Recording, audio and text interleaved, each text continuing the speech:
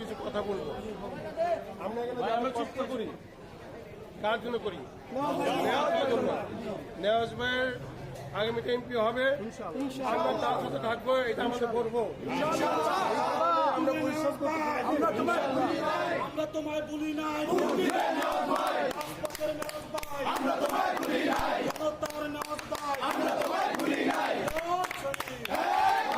এখন নেওয়াজ ভাইয়ের সাথে এমপি হবে এই আশা নিয়ে তার সাথে থাকতেছি। আমরা এমন ভাবে থাকলাম যেন নেওয়াজ ভাই ক্ষতি হইল, এই যে লাভটা কি এই আশা করে লাভ। আমরা সবাই কিন্তু পরিশ্রম করছি, এখন পরিশ্রম করছি একমাত্র নেওয়াজ ভাই ভালোবাসার কারণে।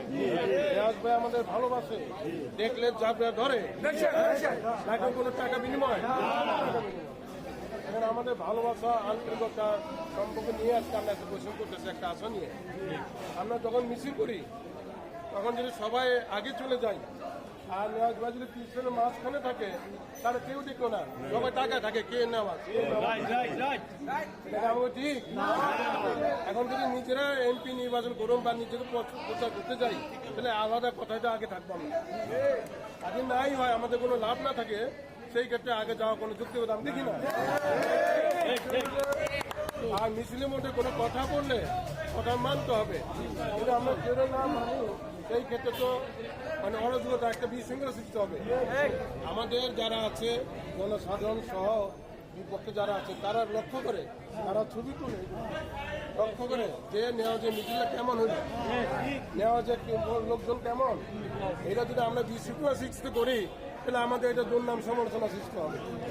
তাহলে আমাদের এই মিছিল করার জন্য করা ভালো আমি মনে করি। আমার কথা সবার কষ্ট পাইবে, সবার কাছে আগামীতে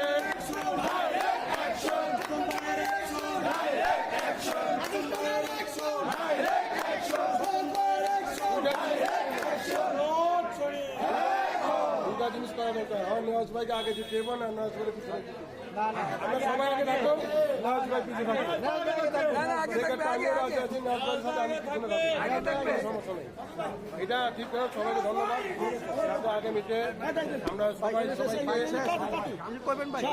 আন্তরিকভাবে সম্পর্ক রেখে শৃঙ্খলভাবে আমরা মিছিল করবো আন্তরিকভাবে।